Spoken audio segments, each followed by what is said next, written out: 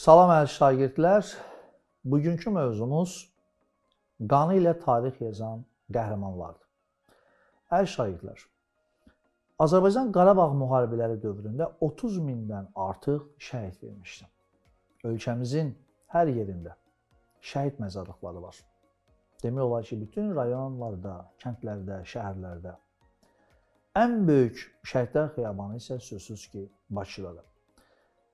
Ancaq Qarabağ müharibəsi ilə bağlı əziz şagirdlər, elə insanlar da var ki, yəni onlar müharibədə itkin düşmüş, bunlar döyüşçü də ola bilər, dinc sakinlər də ola bilər ki, bugünə qədər onlar haqqında da məlumat yoxdur. Doğrudur, bununla bağlı Azərbaycan Respublikasında qurum var ki, bununla maraqlanır. Əsir və itkin düşmüş, girov götürülmüş vətəndaşlarla əlaqədar dövlət komissiyası. Onlar müharibədə itkin düşmüş və ya əsir alınmış insanların sonraki taleləri ilə maraqlanırlar, məlumat toplayırlar. Məhz bu günlərin biz sizinlə 1-ci Qarabağ müharibəsi dövrünün itkin düşmüş bir döyüşçüsü haqqında danışacağıq. O döyüşçü cəmi bir foto ilə məşhurlaşmışdı. Deməli, 1992-ci ildə Rusiyada yayımlanan Aqanyok jurnalında əlində üç rəngli Azərbaycan bayrağı ilə əsir düşən və məğrurcasına addımlayan cəsur döyüşçünün şəkli nəşr edilir. Və bir foto ilə məşhurlaşan bu döyüşçü haqqında dərhal hər kəs maraqlanmağa başlayır. Bu qəhrəman kim idi? O, hansı qəhrəmanlığı göstərmişdi? Məhz bu günlərin biz sizinlə qanı ilə tarix yazan qəhrəmanlar mövzusunun bu döyüşçüyə həsr edəcəyik. Natiq Qasımov. Natiq Qasımov 1-ci Qarabağ müharibəsi dövrünün ən məşhur şəhid qəhrəmanlarından biri sayılır. Televiziyadan Xocalı faciəsi haqqında xəbər tutan və qisas almaq eşqi ilə könüllü olaraq cəbhəyə yollanan, 1992-ci ilin martında Qarabağ Şahinləri batalyonuna üzv olan Natiq Ağdam Əsgəran istiqamətindəki döyüşlərə qatılır və burada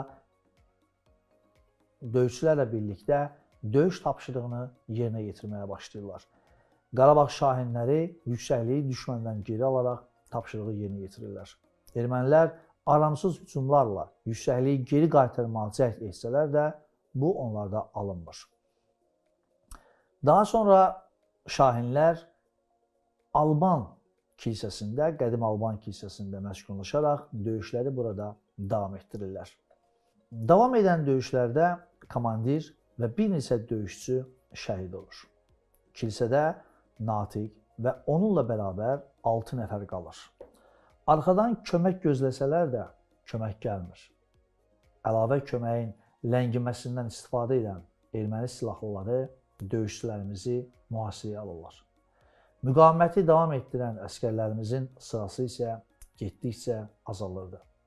Kilsəyə yaxınlaşa bilməyən ermənilər Xocalıda əsir götürdükləri sakinlərdən birini, yəni Cəfər müəllimi danışıqlar aparmaq üçün kilsəyə yollayırlar.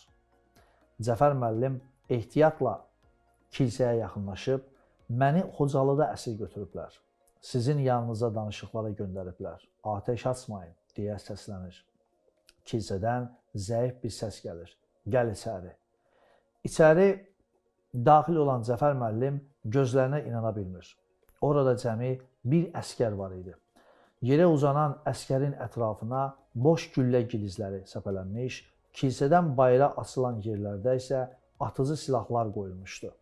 Sən demə, döyüş yoldaşları həlak olan Natiq son 5 günü ermənilərlə tək başına döyüşürmüş. Ermənilər isə kilsədə xeyli əsgərə qarşı döyüşdüklərini fikirləşirdilər. Susuzluq və azlıq igid döyüşçümüzü əldən salsa da düşmənə təslim olmaq fikri yox idi. Cəfər müəllim Natiqdən niyə qaçmadığını soruşduqda cavabında komandirə söz vermişəm, bayrağı və postu qoyub gedə bilmərəm, sona qədər vuruşacağam eşitdi. Cəmi 2 gülləsi qaldığını görən Cəfər müəllim nə eləyəcəksən abala o 2 gülləni deyə soruşur. Natiq isə son gülləni özümə saxlamışam. Cəfər müəllim ürək ağrısı ilə abala o biri gülləni də mənə vur, ikimiz də ölək deyərək hönkürərək ağlayır. biraz özünə gələndən sonra Cəfər müəllim ermənilərin şərtini Natiqə açıqlayır. Mənə dedilər ki, kilsədəkilər təslim olmasa 22 nəfər Xocalı əsrini öldürəcəklər. Biraz fikirləşən Natiq kilsənin üzərinə sancdığı Azərbaycan bayrağını oradan çıxarıb özü ilə götürüb kilsədən çıxdı. O bilirdi ki, onu hansı aqibət gözləyir. Lakin vətən qarşısında hərbçi kimi son borcunu verirdi. Tə ki, dinc Azərbaycanlılara toxunmasınlar. Sonlu düşünən qəhrəman olmaz. Bəli, şahidlər, Natiq kilsədən çıxır, əlində bayraq və silahla ermənilərə tərəf addımlayır. Güllənin birini də atıb ermənilərə tərəf bağırıb onları yanına çağırır. Ermənilər əvvəlcə gəlməyə tərəddüd etsələr də, yanında Cəfər müəllimi görüb Natiqin üstünə tökülüşürlər.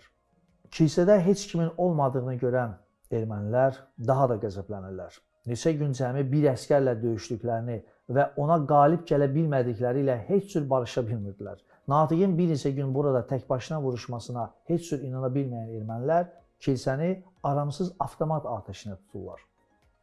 Qəzəbləri coşub daşsa da, yanlarında Rus və İtaliyalı jurnalistlər olduğundan Natiqlə dərhal sərt davranmırlar. Onu sorğu-sual adı ilə özləri ilə aparırlar. Və həmin o sonuncu kadr. Rus jurnalist Natiqin təslim olduğu anı, İtaliyalı jurnalist isə sorğu-sual edildiyi anı kadrlara köçürə bilir. Bu onun sonuncu şəkilləri idi. O gündən sonra Natiqdən heç bir soraq gəlmədi. Şəhidlər ölməz, vətən bölünməz. Birinci Qarabağ müharibəsində böyük qəhrəmanlığı ilə yadda qalan bu itkin düşmüş bizim cəsur döyüşçümüz